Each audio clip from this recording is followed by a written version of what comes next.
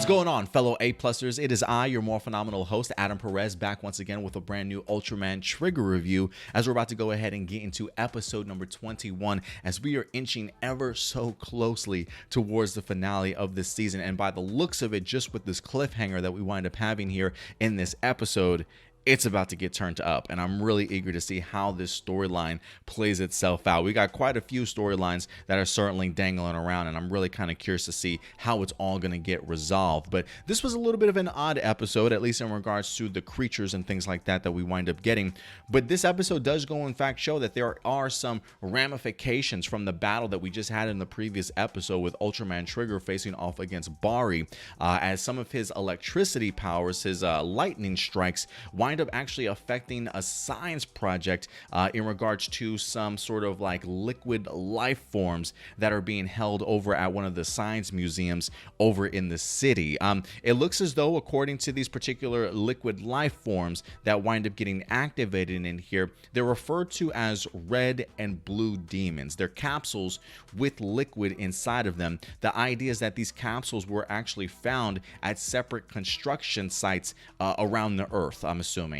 They both contain liquid life forms inside of them, and they're stating that these these capsules are actually older than the stone tablets that we've actually have from the Ultraman Trigger stuff that we see that's over on the Nurse Desi. That's dating to about 30 million years ago, whereas the capsules that we see with these life forms are going back as far as 350 million years old. So I find that rather interesting here, just to kind of see not only what came before, but whoever certainly had the technology to even trap these life forms to certainly begin with. They do put a warning also on these capsules, at the idea that you have to be very careful with how you destroy these creatures, because their blood apparently is pestilence. So if you do destroy them, there is a sense where the blood actually becomes poisonous, and that can actually do more harm and destruction than even these creatures seemingly can do also. So they got to be really sort of really smart in regards to at least how they go ahead and handle these creatures, but we clearly get to see why they definitely have been trapped and sealed away for such a very long time here.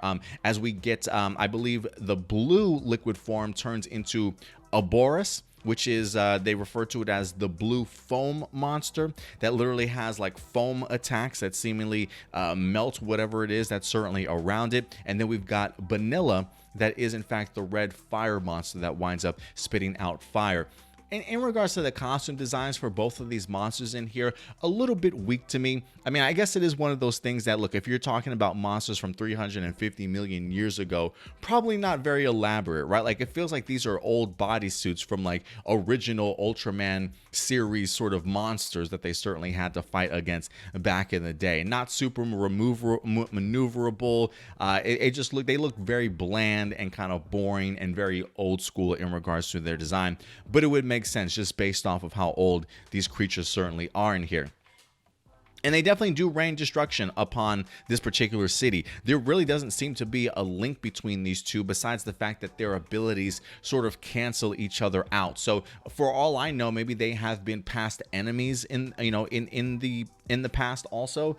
They immediately start attacking each other once they're both in their actual monster forms in here. So it seems like maybe there was a vendetta that was carried over from their time 350 million years ago, thrusted into this particular moment. But I believe the capsule states that the foam can cancel out the fire power, and the fire can cancel out the foam technique. And when it comes to the foam technique in here, we do see that Kengo winds up getting trapped in here. He winds up sort of making a very selfless sacrifice, because I believe Aikido is trying to shoot down one of the monsters, doesn't know that there's this foam tidal wave coming behind him, and we get to see Kengo really pushing Aikido out of the way and being the one trapped in there, to the point to where Aikido honestly thinks that this man is dead. And so when I look at this particular scene, I do love the reaction that we wind up getting from Aikido. One, because it's one of those things that I feel like majority, at least, of this season Akito, while he definitely is friends with Kengo,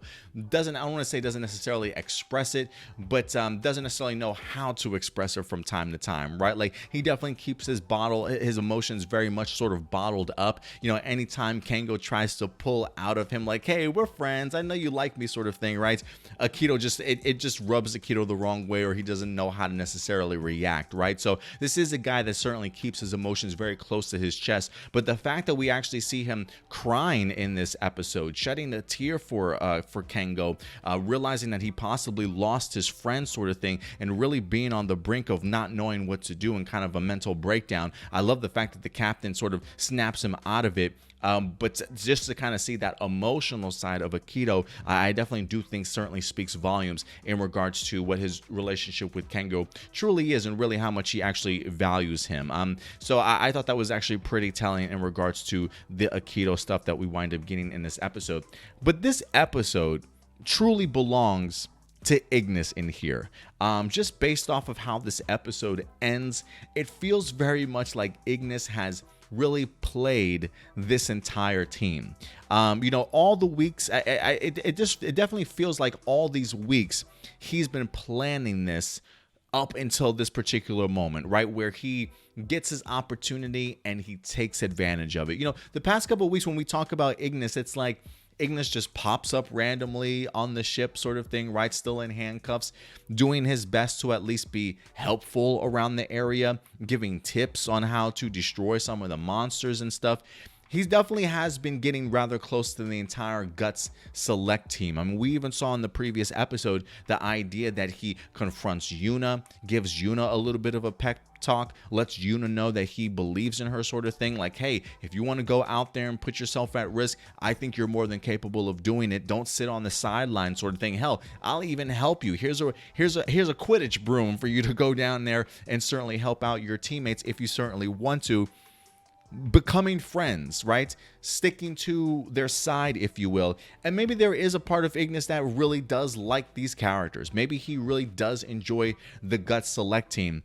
But one of the very first things Ignis told us when we met him was the fact that he loves things that are exquisite. He wants things for himself that are rather exquisite. And one of the things that he first saw that he found quite exquisite, especially when he realized the type of power that she had, was in fact Yuna. So it feels as though ever since he's been interacting with the Guts Select team, since he's been captured on this ship, it feels like he's just simply been biding his time and waiting for an opening, and it finally came, right? Built up the trust, helped Yuna, and when Akito needed a shoulder to cry on in this episode because of the death of Kengo, he used it in order to get that power back, to gain that trust, to get those harnesses off. Akito even went so far as to help sort of modernize sort of his spark lens for the dark trigger power, right? Really kind of putting final touches on it and things like that for you know, Ignis to certainly be able to use, and use it he certainly does. And we'll definitely talk about the battle in here in just a little bit. But after that battle, helping out Ultraman Trigger defeat these two monsters together, you know, having some sort of camaraderie ship with Kengo, talking about, hey, let's go check out some ramen sometime. You never have ramen? No, I've never had ramen. You should check out some ramen. Let's go get some ramen sometime, right? Like, just getting very buddy with one another. And it's almost like you almost forget everything that Ignis has kind of done up until this point to earn himself a chirp on the brig or behind bars when it comes to being on the Nurse Desi, right? Like, even talking to Akito, like, hey, you know, since I helped you out, maybe put in a good word for your captain, sort of thing, right? Doing everything that he needs to behind closed doors to gain the trust of the Guts Select team. And when his opening was there, he turns into Trigger Dark and grabs Yuna and vanishes. Gets what he wants. And honestly, it is one of those that I don't want to say I'm surprised, but it is one of the things, again, when he already has exquisite power in his hands from Trigger Dark as his new ability, right? Like, something he can physically turn into. It is ownership. Like, it is his ownership now. You would think that that certainly would be enough. But the fact that he's got Yuna, he sees the abilities that Yuzari has, maybe the ability for her to access something as powerful as the Eternity Core, that's pretty exquisite, to certainly say the least. So I am kind of curious. Is he capturing Yuna for himself? I am curious to see if this a bargaining chip?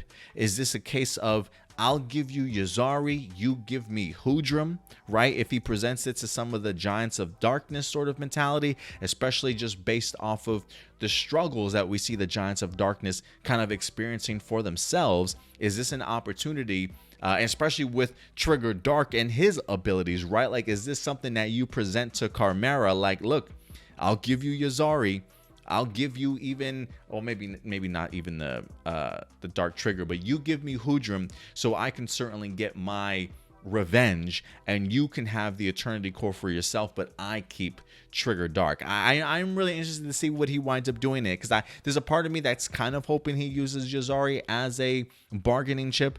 But just based off of Ignis and his personality, it would not surprise me if he just wants to keep all these treasures and this power certainly for himself. So really great turn of events here. I think they did such a really great job over the past like 4 or 5 episodes of really building this guy out to just be, you know, this treasure hunter. He's been captured. He's helping the team out sort of thing, right? He's going to, you know, I don't want to say necessarily change sides, but show his true colors that, oh, he's not that bad of a person sort of thing, right? And when you let your guard down, you get taken advantage of. So I thought this was definitely Ignis's show in this episode, and I thought they used him beautifully and really had my jaw dropping at the end of this episode. Speaking of the Giants of Darkness, I do like the idea here that we've got a Dargon and Chimera, who continue to certainly be at odds with one another, right? Chimera giving him orders to go down there and get Yuzari for himself. He thinks it's a terrible time right now, just based off of how everything's going, especially with them all not being on the same page sort of thing. I find it interesting that at the beginning of this episode, we have at least 2 of the Giants of Darkness together in regards to Chimera and Dargon, and by the end, he sees himself pretty much all alone. Who knows where Chimera certainly went, right? But I love the idea that he sees how the humans are certainly sticking together, being stronger in their numbers, having belief in one another, right? The idea of overcoming things because you are stronger as a group. And he looks around and sees he's truly the only Giant of Darkness standing. Hudrum's gone on his own. Chimera's in her own mindset sort of thing. Where does that leave Dargon? I do wonder at this point in time, with people just leaving him behind and him realizing how weak that they truly are because they are divided, is Dargon's loyalty certainly going to change, right? Like, he has a newfound respect for humans and certainly what they're capable of.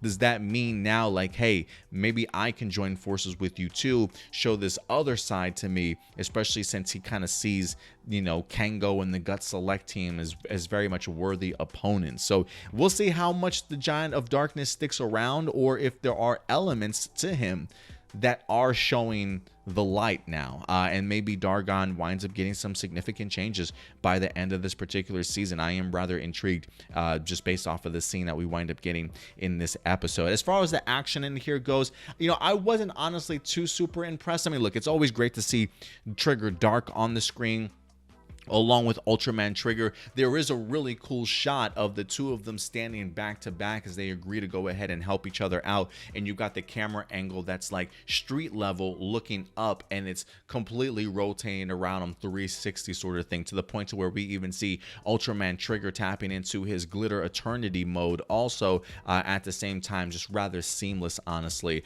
Great teamwork in the sense of, I believe it's Trigger that winds up grabbing, was it Vanilla the fire monster, and like shooting it towards the foam monster and things like that.